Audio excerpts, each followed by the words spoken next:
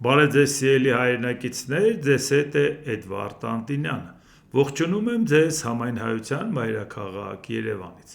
Այսօր հունվարի 26-ն է 2026 թվական։ Շատ եմ լինում, որ նաև այս վերջի ընթացքում ինձ ասում են, ինչու մենք Իսրայելի հետ հարաբերությունները չենք կարգավորում, նմանավանդ մի քիչ էլ մոդայիկ է դարձել այդ պահին խոսել, որ կարող ենք պայմանավորվածություն ձեռք բերել Կիպրոս, Հունաստան, ընդդեմ Թուրքիա, ես առիթ եղել է դրա մասին խոսել եմ, որ պետք չէ այդքան ոգևորվել, Ամերիկան այդքան արտոնություն չի տա Իսրայելին ընդդեմ Թուրքիայի, այսինքն Թուրքիային այդքան խեղճացած չի պատկերացնի, որ միանալ մի կառույցի, մանավանդ որ նա ընդամենը միջերկրածովյան համաձայնագրերի շրջանակում էր մենք այդտեղ առնչություն չունենք, բայց այնուամենայնիվ հիմա այս ակտիվությունը, որ կա Իսրայելի, դրա հետ կապված ուղղակի հիշեցի, դրան էլ կանրադառնանք, Իսրայելի արտգործնախարար Գեդեոն Սարը շնորհավորել է Ադրբեջանի ԱՄՆ նախագահ Դոնալդ Թրամփի միջնորդությամբ Հայաստանի հետ հարաբերությունների կարգավորման գործում գրանցված առաջընթացի կապակցությամբ։ Իսրայելի արտգործնախարարն ընդգծել է, որ ձեռքբերված արդյունքները հնարավոր են դարձել Ադրբեջանի նախագահ Իլհամ Ալիևի հավասարակշռված ներքին և արտաքին քաղաքականության շնորհիվ, առանց նախագահ Իլհամ Ալիևի իմաստուն քաղաքականության տարածաշրջանում խաղաղություն չի լինի։ Սա է հարցը, որ շատերն ասում են, իսկ Իսրայելի հետ հարաբերությունները կարգավորելը արդյոք ժամանակը չէ, ասեմ, որ հիմա Իսրայելը շատ խնդիրներ ունի, դրա մասին շատ եմ ասել, որ մենք պահաբաց ենք թողել, որ կարող ենք նորմալ հարաբերություններ ունենալ։ Հիմա Իսրայելը ինքը տեղից պրոբլեմատիկ երկիր է, շատ-շատեր իրանից դժգոհ եմ նաև Գազայի հետ կապված, որ Ամերիկայի ծրագրերը ցանկանում անել Գազան դատարկել, հիմա էլ այդ խաղաղության անվան տակ օգտագործել Գազայի և այս պարագայում պետք չի ինձ կծվել հիմա էլ են մյուս կողմ, ասելու այ եթե Ադրբեջանի հետ լավ է,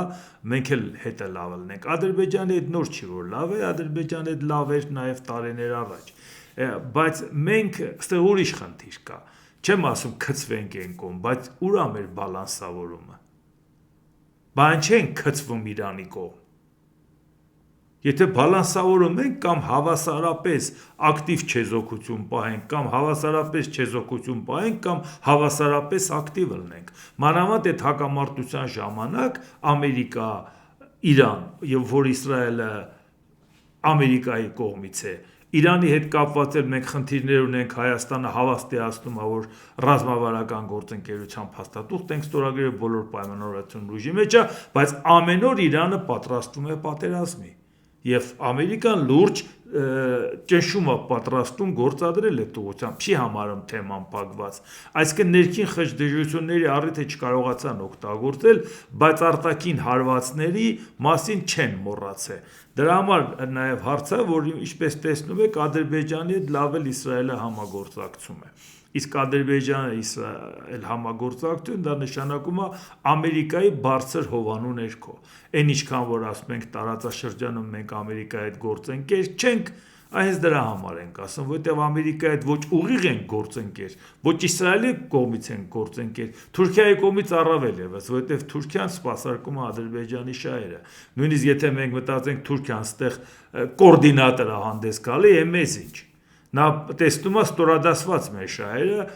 Ադրբեջանի շահերին, այնպես որ հիմա շարունակենք տեսնել, Ադրբեջանի նախագահ Իլհամ Ալիևն ընդունել է Իսրայելի արտգործնախարար Գեդեոն Սարին, կողմերն ընդգծել են երկրների միջև տարբեր ոլորտներում, այդ թվում առևտրատնտեսական, էներգետիկայի, զբոսաշրջության և այլ ոլորտներում հարաբերությունների հաջող զարգացումը, նշվել է գյուղատնտեսության, ջրային ռեսուրսների, կառավարման, բարձր տեխնոլոգիաների և արհեստական բանականության ոլորտներում համագործակցություն, ինչպես նաև անդրադարձ է կատարվել տարբեր մակարդակներում փոխադարձ այցելությունների և շփումների ներդրման ուղղությամբ համագործակցության խորացման գործում, ինչ ոլորտ մնաց, որ լրիվ թվարկել են էլի, և այս պարագայում ինչպես տեսնում ենք, այսինքն Իսրայելը մի խնդիր է պատկերացնում, վաղը մյուս օրը չգիտի, որ Թրամփը չեղավ, մեկ ուրիշ եղավ, այդքան կաջակցի Իսրայելին ոնց որ Թրամփն է աջակցում, բայց չնայած Թրամփը իր աջակցությամբ Իսրայելին նաև վնաս է տալիս եւ շատ-շատերի նկատմամբ հակասություն առաջացնում, որ շատերը այլևս չեն գտնում, որ արդարացված է Իսրայելին պաշտպանելը, բայց հարցը դա չի, հասկանում է, որ եթե շանս տվեցիր Իրանին բալիստիկ հրթիռներն ավելացրեց, ումը հարվածելու, Ամերիկային չի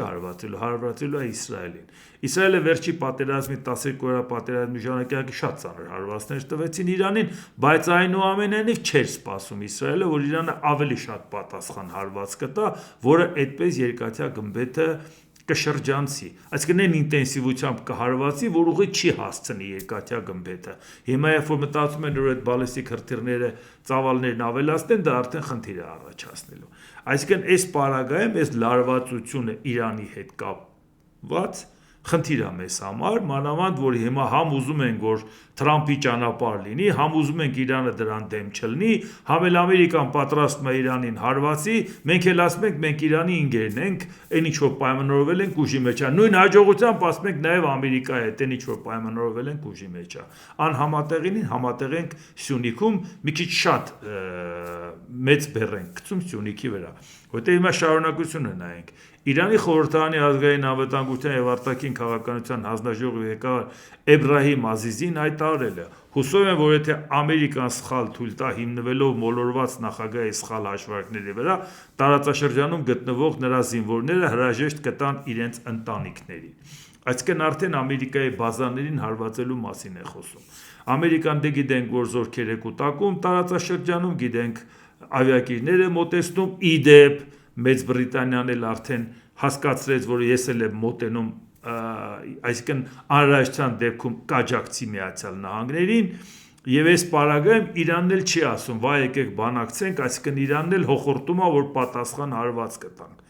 Իրանի արտգործնախարարության խոսնակ Իսմայիլ Բաղային մեկնաբանելով ԱՄՆ նախագահ Դոնալդ Թրամփի հայտարարությունը բազմաթիվ ամերիկյան նավեր տարածաշրջան ուղարկելու մասին հայտարարել է։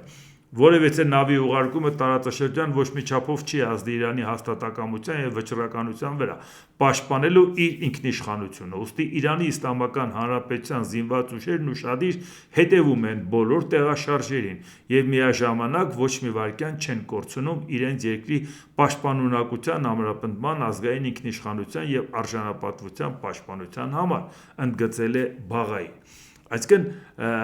լարվածությունը այնպիսին է, որը կարծես թե ոնց որ չեն ուզում Հայաստանի իշխանությունները նկատեն, մանավանդ եթե նկատեն, ինչ պետք է անեն։ Այնա տեսնում ենք, որ չեն պատկերացնում, ասում են ավելի լավ է կմնա, տեսնենք մի բան կլինի, կասենք դե տեսակ բա որ ասում էինք, իսկ Արաբական Միացյալ Էմիրությունների արտգործնախարարությունը հայտարարել է, որ թույլ չի տա, որ իր օդային, ցամաքային եւ ջրային տարածքները օգտագործվեն Իրանի դեմ որևէ ռազմական գործողության համար։ Հայտարարության մեջ ընդգծվում է, որ Արաբական Միացյալ Էմիրությունները որևէ լոգիստիկ աջակցություն չի ցուցաբերի նման գործողությունների համար։ Իսկ սա Միացյալ Նահանգների համար բարեկամ պետություն է, բայց չի ցանկանում որևէ պարագայում հանկարծ Իրանի դեմ ռազմական որևէ գործողության պարագայում իր տարածքը օգտագործել։ Այսինքն Արաբական Միացյալ Էմիրությունները, որ նման հայտարարություն անում, իրանք էլ են, չէ՞ տեղեկացված, որ կարող է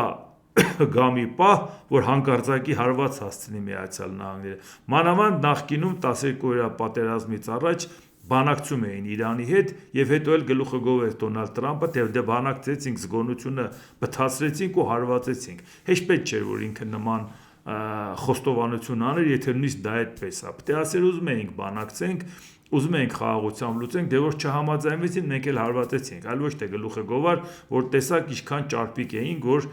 զգոնությունը բթացրեցինք։ Հիմա արդեն էլ չես կարող բթացնես, որովհետև իրանք անընդհատ զգոն վիճակում մնում են։ Էմիրությունները, եթե նման բան հայտարարում է, նշանակում է իր այդ հարցում արել են, որ տարածքը կտրամադրես, թե չէ։ Ինքնապաշտոնապես հայտարարում է, որ չէ։ Հենց այդ չնստեց ու որոշեց, որ ինքը այդ տարածքը չի տրամադրելու։ Այսինքն նշանակում է արդեն Ամերիկայի Միացյալ Նահանգները այդ ծրագիրը նախապատրաստած պահում է։ Դրա համար Իրանի առաջին փոխնախագահ Մոհամմեդ Ռեզա Արեֆն էլ ասել է. Իրանը չի ցանկանում հակամարտություն, բայց պատրաստվում է պատերազմի։ Կառավարությունը մշակել է երկրի կառավարման ծրագիր հնարավոր պատերազմի դեպքում։ Իշխանությունները հաստատել են 12-օրյա պատերազմի տնտեսական սցենարը եւ լիովին պատրաստ են նման սցենարի։ Կառավարությունն այժմ ունի նաև պատերազմական ժամանակների տնտեսական եւ կառավարման ծրագիր, ասել է Արեֆը։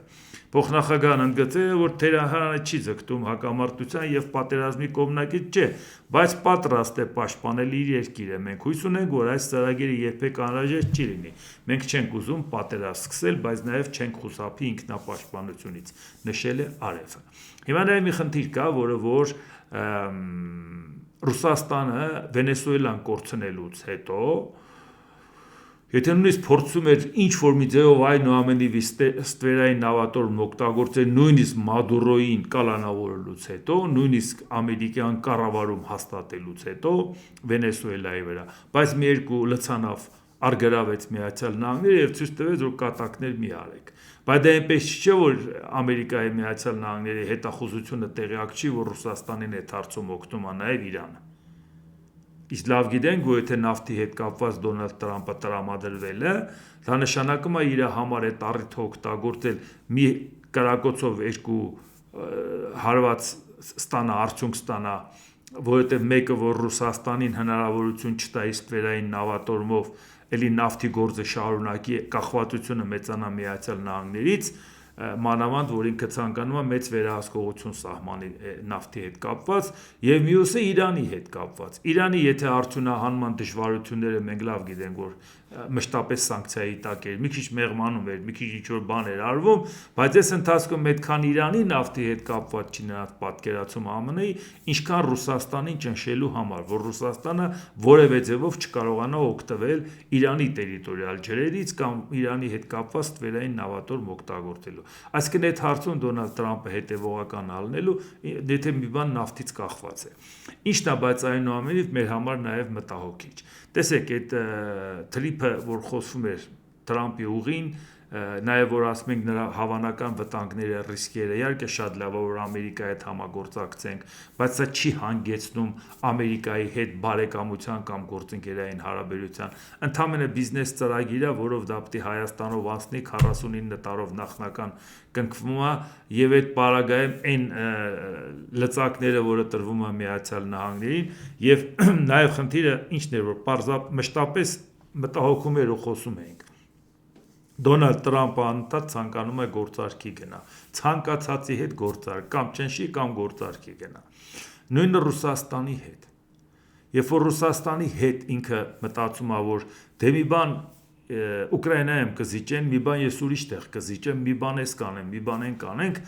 դա մտահոգիչ էր ինչի համար, որովհետև եթե ինքը պատկերացնում է աշխարհը բաժանած ազդեցության գոտիների, ուժեղների մեջ բաժանած, դա ամենավատ տարբերակն է, որը կարելի է նույնիսկ վատ երազում տեսնել։ Դա է պատճառը, որ ես պարբերաբար հիշեցնում եմ, որ այդ ձևի աշխարհը բաժանած էր ուժեղների միջև երկրորդ համաշխարհային պատերազմից հետո։ Այն աշճանի էր բաժանած, որ 34-րդ նախագահ Դուայթ Էյզենհաուերը, որ անգամ ուշադրություն չդարձրեց, որ ինչ էր ուզածը Հունգարիայի։ Հունգարիան ընդհանրապես ասում է, ժողովուրդ ջան, մենք չենք ուզում մտնենք Վարշավայի պակտ ընդդեմ ՆԱՏՕ-ի։ Եվ ուզում ենք անկախ մեզ համար նորմալ պետություն լնենք։ ՄԱԿ-ին դիմեց, ՄԱԿ-ից օգնություն խնդրեց, Միացյալ Նահանգներից խնդրեց, իսկ ինչ արեց Դուայթ Էյզենհաուերը, ասեց դա մեր ազդեցության գոտին չի, խորհրդային միության ազդեցություն գոտին է, գնացեք ինչ ուզում եք արեք։ Տվեք, սպանեք, ճխլեք, ինչ ուզում եք արեք,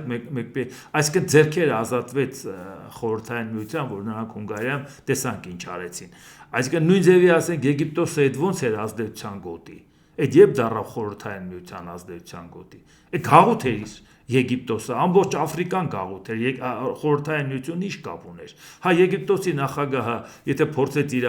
հարաբերությունները խորհրդային միության հետ լավացնի Գամալ Աբդել Նասերը, այդ հասկացանք, բայց դրանից դա չէր նշանակում, չէ որ ավանդաբար այդ երկիրը խորհրդային միության ազդեցության գոտի է։ Աֆրիկան երբ էր խորհրդային միության ազդեցության գոտի, մինչև այդ պահը։ եւ այդ պարագայում էլի նորից Eisenhower-ը որ զիջեց, այսինքն գործ չունենք ազդեցության բաժանած, հետո հասկացավ չէ այդ զիջել ինչ սխալների առաջ կանգնացրեց, հետո հասկացավ չէ ինքը ավելի ագրեսիվ դառավ, որովհետեւ հասկացավ ինչքան զիջում ես այնքան առաջ են գալի, ինչի համար եմ ես դա ասում, որ հիմա այսօր երբ որ Դոնալդ Տրամպը կանգնում ասում է ես դադարեցրեցի պատերազմը Ադրբեջանի ու Հայաստանի հետ, դե Պուտինն էլի գովեց թե այ իմ մոտ չէր ստացվում քո մոտ ստացում է եւ ինքը մտածում է այդպես էմոցիոնալ ասեց կամ դիտավորյալ ասեց կամ հենց ուղակի այդպես էլ հիմա մտածում է դե ասում է դե հարավային Կովկասը Ռուսաստանի ազդեցության տիրույթն է, չէ։ Այսինքն Ռուսաստանի ազդեցության տիրույթում ինձ հաջողվեց այդ հարցը կարգավորել։ Ինչ ազդեցության տիրույթ։ Այսինքն դու ընդունում ես, որ Հայաստանը Ռուսաստանի ազդեցության տիրույթ է։ Եթե դու այդպես ընդունում ես այսօր ես ընդունում, երբ որ դու ասում ես Տրամպի ուղի, երբ որ դու ասում ես Ուկրաինայում պատերազմը պետք է դադարի, երբ որ դու քայլեր ես անում, որ նաև Ուկրաինային զինելու ուղղությամբ որ քայլեր անես, եւ մեկ էլ այդ պարագայում դու խոսում ես, որ մենք Ռուսաստանի ազդեցության գոտի ենք, սա ի՞նչ է։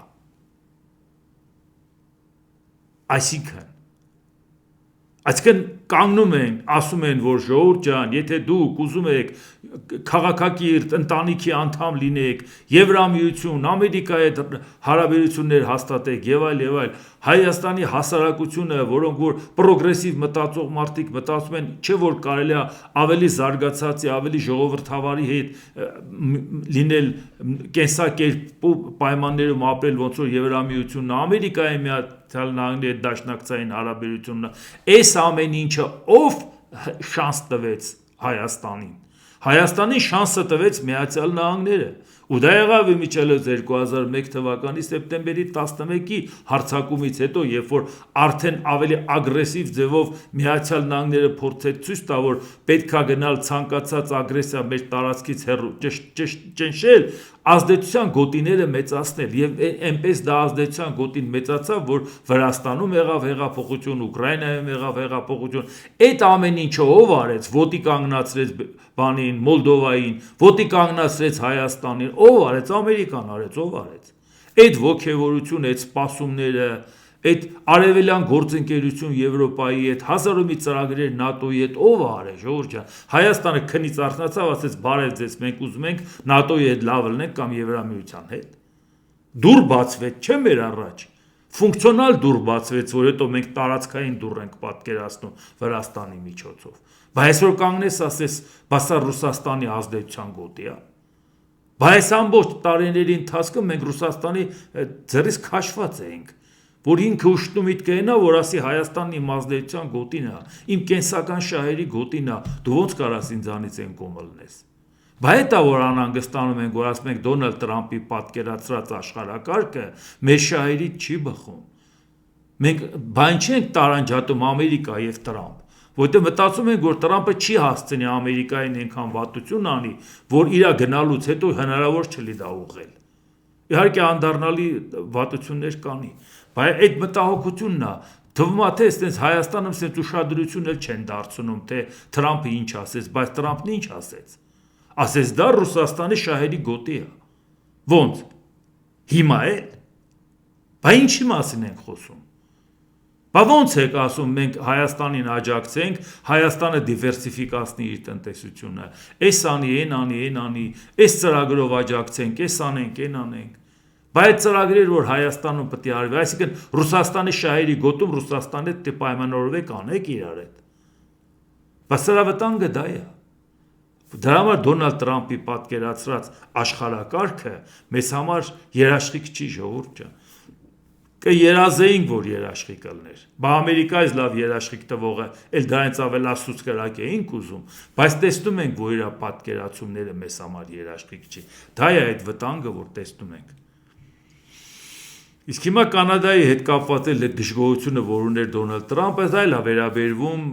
հարևանների հետ իր հարաբերությունները, ես չլեմ, դուք կորած եք, դուք սենց եք, ես եմ ձեզ տեր կանգնում եւ այլ, այնքան ասում զզվացնում է, այդ մարդիկ ուղիներ են որոնում։ Ասում են ումից ես մեզ պաշտպանում, Չինաստանից գնանք Չինաստանի հետ նստենք պայմանավորվենք, էլ մեզ մի պաշտպանեն, մենք մեզ կպաշտպանենք։ Խառնվեց իրար Տրամպը, կդնեմ 100% մաքսատուրք եւ այլ, ինչի եմ ասում։ Եթե դու խոսում ես Պուտինի լեզվով, Պուտինը ոնց է ասում, Ղազախստանն էլ է իմ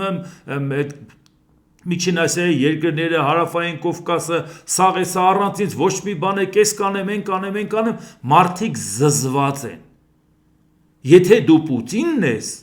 արևմտյան Պուտինը, քեզանից պիտի զզվեն այնպես, ինչպես Պուտինից քո հարևանները։ Պուտինից կամ պիտի վախենան, կամ զզվեն։ Վախենալուց են մտնեն թևի տակ, չկա գործընկերություն բացարձակ, Պուտինը դա է, եթե դու Պուտինի ոճով խոսում ես Կանադայի հետ, մենք այդ ամեն ինչի մեջ ապրել ենք, ասում ենք դու չգիտես դրան ոնց է զզվացնում քո հարևանին։ Իսկ հիմա արդեն Կանադայի վարչապետ Մարկ Քարնին հայտարարել է, այդ կուսմա Ամերիկա-Մեքսիկայի հետ առևտրային դաշինքը Կանադայի Համաձայն մենք պարտավորություն ունենք չկնքել ազատ առևտրի համաձայնագրը շուկայական տնտեսություն չունեցող երկրների հետ, առանց գործընկերներին նախապես ծանուցելու։ Մենք նման ծրագրեր չունենք Չինաստանի կամ որևէ այլ ոչ շուկայական տնտեսություն ունեցող երկրի հետ կապված։ Քարնին դե որ գնաց Չինաստան հանդիպեց, Թրամփը խառնվեց իրար, չէ՞։ Էս ինչ ես անում եւ այլ։ Հիմա բացատրում է, որ ընկեր, ես քո հետ եւ Մեքսիկայի հետ մենք ունենք փաստաթուղթ կնքած։ Եթե մենք ինչ-որ մի բան պայմանավորվենք ոչ շուկայական տնտեսություն ունեցող Չինաստանի հետ, հաստատ համաձայնեցնելու ենք, այդ շանտաժը տենչի ես քոք է։ Բայց այն որ Կանադան ցանկացավ մի հատ ցույց տա վախացնի, այդ պարզ է։ Արեց ցույց տվեց, որ հերիքա ինձ վախացնես, ես էլ կարող եմ իմ անվտանգության հարցը լուծել, այդ քո պատկերացրած սարսափելի Չինաստանի հետ պայմանավորվելով։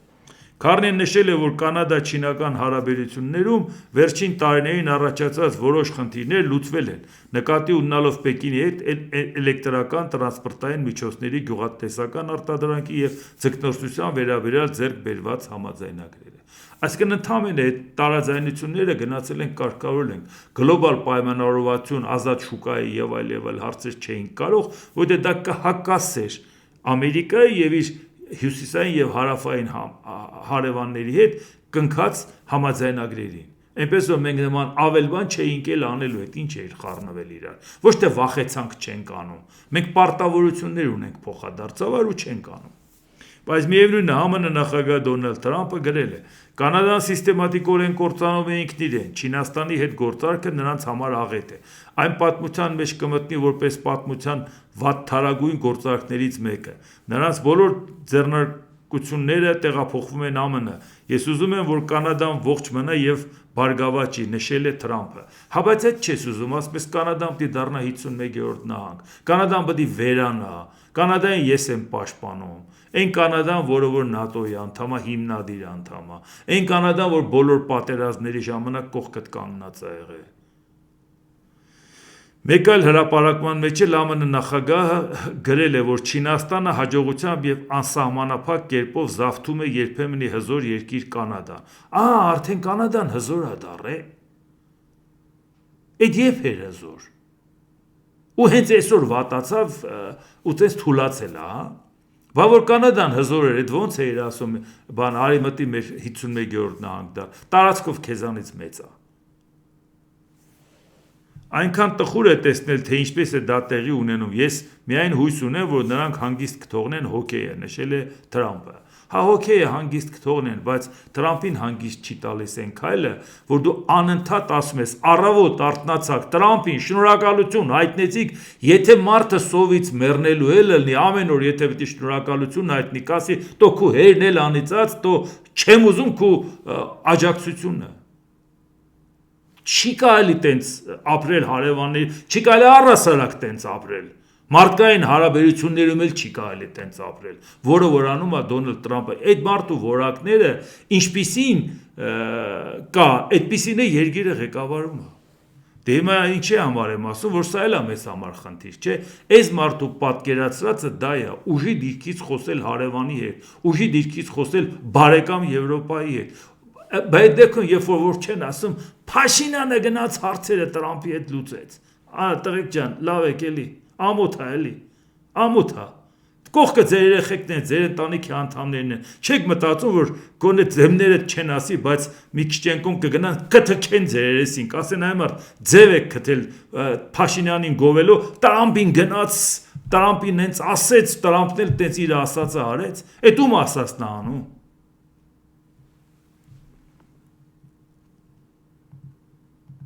Մեկն էլ ինձ ասում է, բա տեսնում եք, որ գրել է Տրամփը, որ Հայաստանը Ռուսաստանի ազդեցության գոտի է, ոնց եք պատկերացնում էլի, դա դե չպատասխանեց մեկը, գիտեի այդ մասին կխոսեն, դա երկար այդքանով չես գրի տված հարցի տակ, ուղղակի կարճ գրեցի, որ հիմա Տրամփն էլ է Ռուսաստանի ազդեցության, Պուտինի ազդեցության գոտի, այդ մեզ որ ասում է ինչ, մենք մի ուզում ենք, որ ինքն էլ դուրս գա այդ ազդեցությունից, որ ինքը դուրս գա, մենք էլ դուրս կգանք։ Եվրոպական հանձնաժողովի նախագահ Ուրսուլա ֆոն դեր Լեյենը հայտարարել է, որ աճում է Հնդկաստանի համաշխարհային կարևորությունը, նշելով, որ հաջողակ Հնդկաստանը նպաստում է ավելի կայուն բարգավաճ եւ անվտանգ աշխարհի ստեղծմանը։ Ֆոն դեր Լեյենն այս մասին հայտարարել է Նյու Դելհիի կատարած այցի ժամանակ, որը համընկել է Հնդկաստանի եւ Եվրամիության միջև ազատ առևտրի պատմական համաձայնագրի շուրջ բանակցությունների նոր թափի հետ։ Ֆոն դեր Լեյենը Եվրոպական խորհրդի նախագահ Անտոնիո Կոշտայի հետ միասին որպես գլխավոր հյուրեր մասնակցել են Հանրապետության օրվա շքերթին։ Հիմա ազատ առևտրի համաձայնագիր Հնդկաստան։ Հիմա նորից հարցածագում Ամերիկայի Միացյալ Նահանգները, որ Եվրոպային ցես բարդում ազորով, ասма գնա լավացի Հնդկաստանի ու Չինաստանի հետ։ Հետո ում է մեղադրելու։ Հետո էլ պետք է ասի, բայ ես ուզում էի ձեզ փրկեմ, դուք գնացիք Հնդկաստանի հետ լավացակ, դուք գնացիք Չինաստանի հետ լավացակ։ Առավոտից իրիգու այդ մուննածուննաթով ես փրկում։ Բայց ճանապարհ պետք է որոնեն, բայց պետք է անեն։ Բայց այդ այլընտրանքի որոնումը չէր, որ Ռուսաստանից զզված մարդիկ մտածում են, որ օվկիանոսից են կողմ Ամերիկային դիմեն։ Բայց զզվելուց են չէ դիմում, որը որ մեր վրա տեսել ենք։ Հիմա Դոնալդ Տրամփը ուզում է նույն բանն անի, ուզում է Պուտին աշխատի Ամերիկայում, Ժորժ ջան, դա իսկապես լուրջ խնդիր է։ Իսկ հիմա այն ինչ որ կատարվեց Ամերիկայի Միացյալ Նահանգներում, այնտեղ մարդ սպանեցին, մի հատ դրան ուղղակի անդրադառնանք, որովհետև ԱՄՆ նախկին նախագահ Բարակ Օբաման հայտնել է շաբաթ օրը Մինեապոլիսում, Մինեսոտայի նահանգ, սահմանապահի կրակոցները, որոնք հանգեցրել են մի տղամարդու մահվան, պետք է տագնապի ազդանշան լինեն բոլոր ամերիկացիների համար, անկախ նրանց քաղաքական համոզմունքներից։ Մահացածը ԱՄՆ քաղաքացի է, 37-ամյա բուժեղբայր Ալեքս Պրետին էր։ Ալեքս Պրետի սպանությունը հոգեցույց ողբերգություն է, ասել է Օբաման։ Այն նաև պետք է տագնապի ահազանգ լինի բոլոր ամերիկացիների համար, անկախ նրանց կուսակցական պատկանելությունից, քանի որ մեր հիմնական արժեքներից շատերը ավելի ու ավելի շատ են ենթարկվում հարձակման։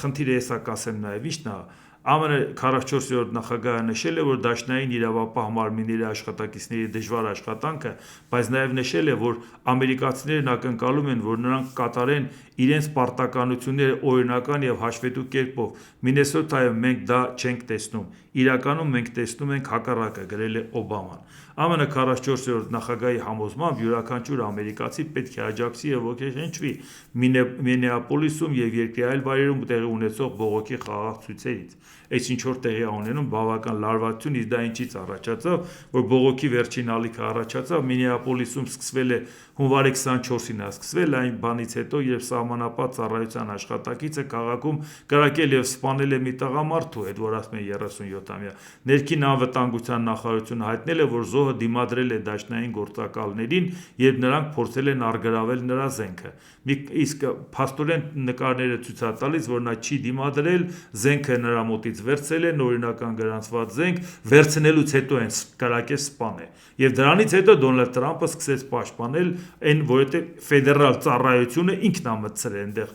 զորքը մտցրել է, գվարդիան է մտցնում տարբեր տեղեր, չի վստահում քաղաքապետերին, չի վստահում նահանգապետերին, ես դրսից կմտնեմ եւ բավական լարվածություն առաջացնում։ Մի քանի շաբաթ առաջ էլ հունվարի 7-ին անօրինական ներգաղթյալներին գտնելու նպատակով իրականացված գործողության ժամանակ ներգաղթի և մաքսային ծառայության աշխատակիցները պահանջել են, որ մի կին, որը կանգնած է եղել իր մեքենայով ճանապարհի մեջտեղում, դուրս գա մեքենայից, երբ մեքենան առաջ է շարժվել, մի ոստիկան կրակ է բացել վարորդի վրա և կինը մահացել է ստացած վերքերից։ Այս հարցի հետ կապված, այս վերջի սպանության հետ կապված բավական լուրջ ալիք է բարձրացել, բավական դժգոհություններ, այն աշճարն որ շատ դեպքերում չեն տարբերում, որ նահանգային իշխանությունը, քաղաքային իշխանությունը իրանց կողմից էր, ոչ թե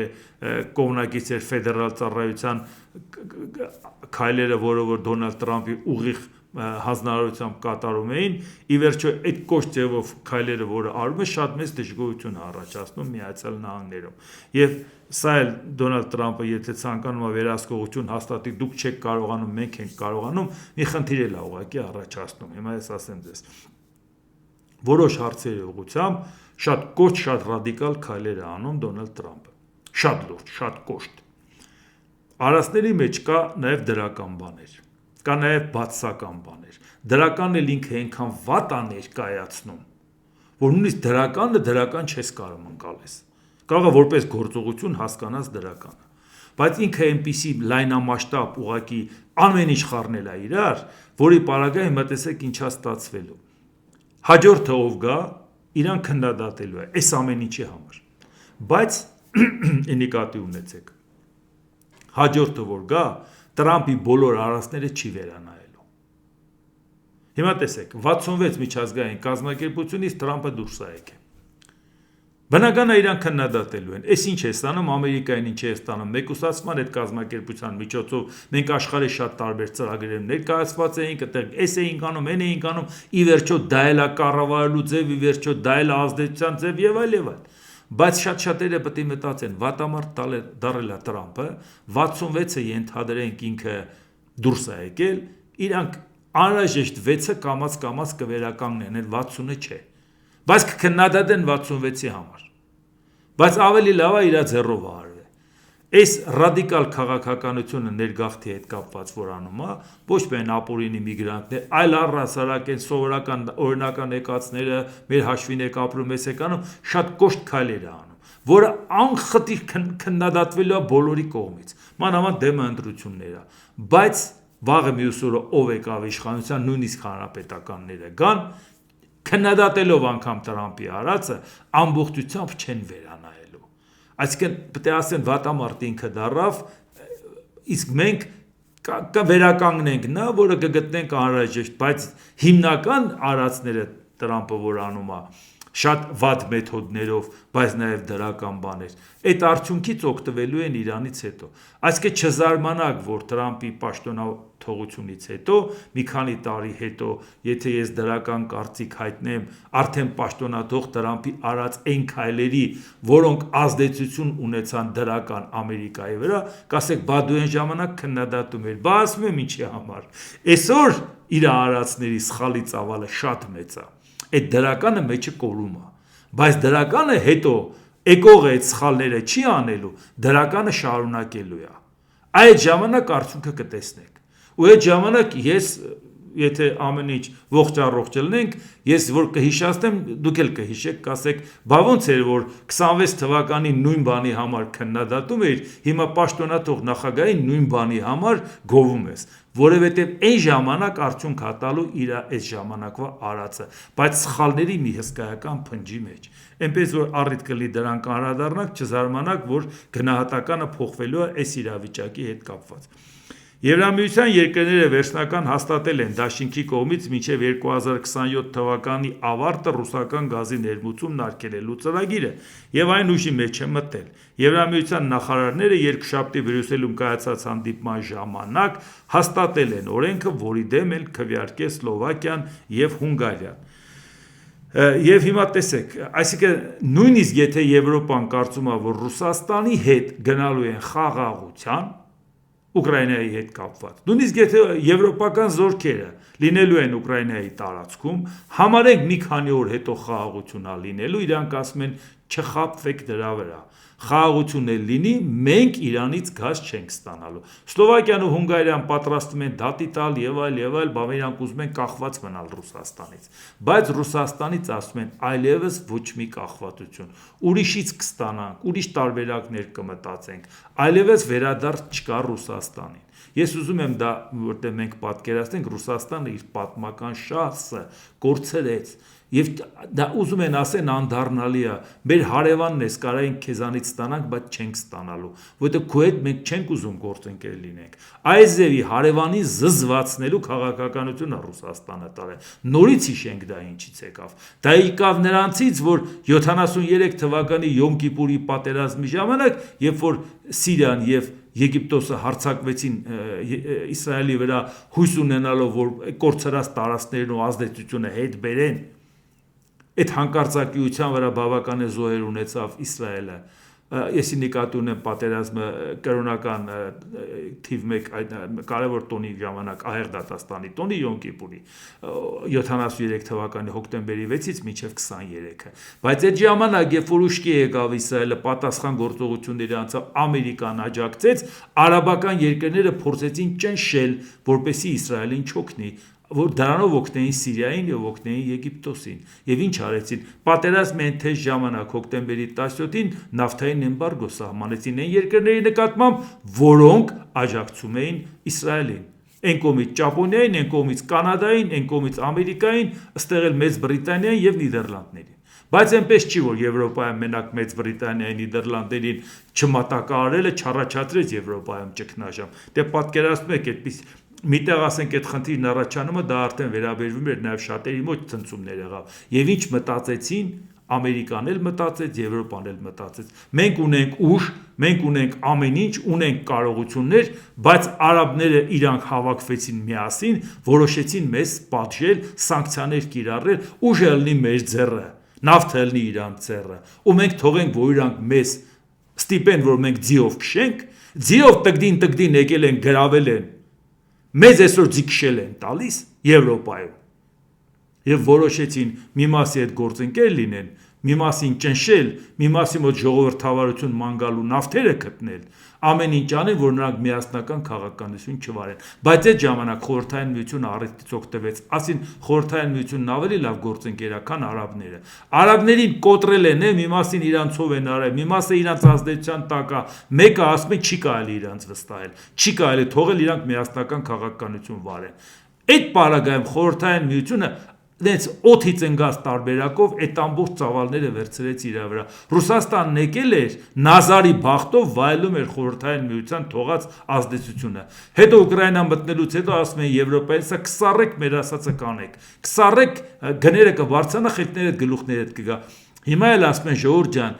արդեն հիմա նաև Խորհրդային Միությանը չենք Ռուսաստանի կախվածությունը թույլ չենք տա, ուրիշ տեղից կբերենք, սառելը սառել ենք, էկոնոմիան արել ենք, խնայողությունն արել ենք, ուրիշ տեղից այլընտրանքային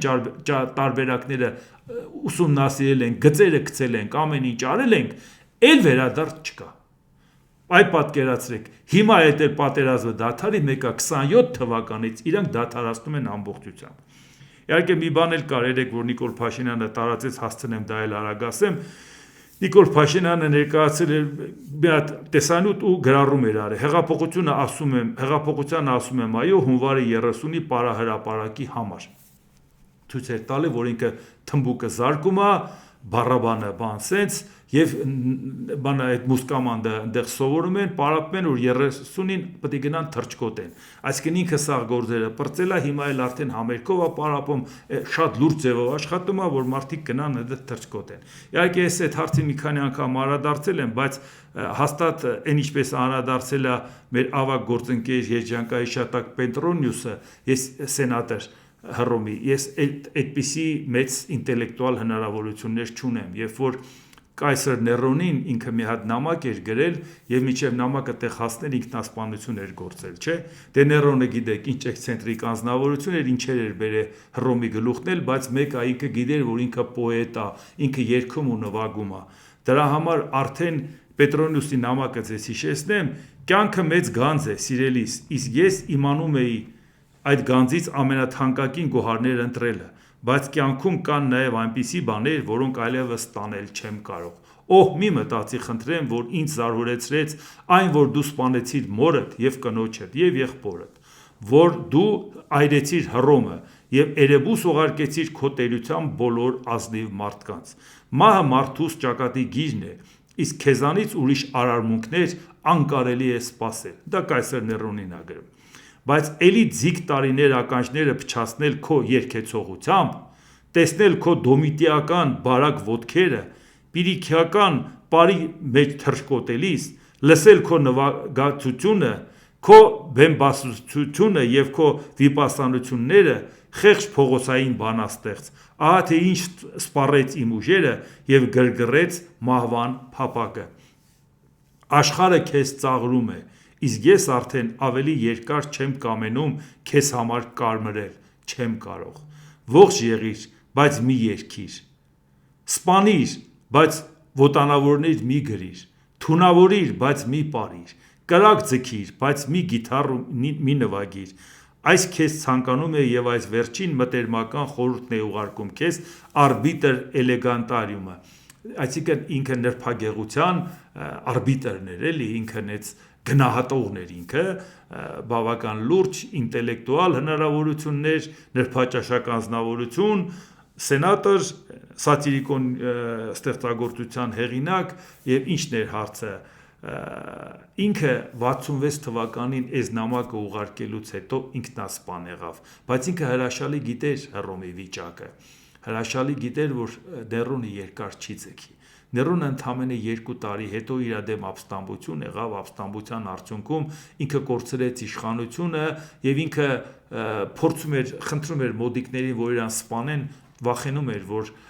ինքը չէր կարողանում այդքան համարձակություն էլ չուներ գոնե ինքը իրան սպաներ, այն ինչ որ բերեց մարդկանց գլուխը: Ի վերջո այնուամենայնիվ իր մեջ ուժ գտավ ինքնասպան լինելու, կոկորդը կտրեց, եկան արդեն տեսան, որ այդ վիճակում իրան ընդամենը 2 տարի հետո: Պետրոնիուսը եթե 2 տարի դիմանար, Ներոնը կմեռներ, ինքը կմնար: Բայց նրա մասին մենք ընդհանրապես ոչինչ չէինք հիշի: Ինչպես չենք հիշում բոլոր նրանց մասին, ով Ներոնի համար Ներոնի աջը համբուրել են, Ներոնի դեմ թռչկոտացել են, ինչպես շատերը Նիկոլ Փաշինյանի առաջ: Ում պիտի հիշեիք դուք: Բայց այսօր այդ մարդը, որը որ իր կյանքին հրաժեշտ տալու գնով, որովհետև գիտեր, որ կոմպոզիտոր Ներոնը իրան չի ների այդ նամակի համար, որ ավելի լավ է սպանես, քան երգես, ավելի լավ է սպանես, քան նվագես, այդ աշճանի մահացու վտանգա անտաղանդ ստեղծագործությունները, որ քեզ դրել ես պոետի տեղ, որ սպանելուց առաջ էլ ասում էր տեսեք ինչ պոետ է մահանում, ինքը իրան տենց բաներով: Ինչի եմ ասում, ինքը իր չլռելով այսօր ինքը խոսում է մինչև այսօր, որ 21-րդ դարում մենք հիշատակում ենք անտաղանդ երգիչ ու կառավարիչները, որոնք որ իրանց գործի մեջ ոչ մի բան որ մոտները չի ստացվում, մտածում են, որ իրանք լավ պոետ են, գոնե այդտեղ կստացվի: Եվ շատ-շատերն էլ դրան ծափահարում են, վայ էս ինչ լավ բան գրեցիր, ղեկավար ջան, թագավոր ջան, էս ինչ լավ բան գրեցիր: Հռոմի ամենաազդեցիկ կայսրին ուղղակի ասում են ընկեր մի նվագի, ավելի լավ է մեռնենք, քան քեզ լսենք: Իսկ Հայաստանում դեռ շատ-շատերը Նիկոլ Փաշինյանի անտաղանդ երաժշտությունն ու ծափ ու ծիծաղը կողջունեն, կպաշտպանեն: Ուղղակի պատկերացրեք, որ արժանապատիվ մարդկանց համար դա այս կարգի տանջանք է, որը որ գրել էր նրբագեղության արբիտրը սենատոր Պետրոնիուսը: Դե ինչ, այսօր այսքանը: Եթե հավանեցիք սեղմեք լայք կոճակը, բաժանորդագրվեք Էդվարդ Տանտինյան յութուբյան ալիքին, սեղմեք զանգակ կոճակը, գրեք մեկնաբանություններ, գրեք հարցեր, դիտեք և դատեք ինքներդ: Շնորհակալություն: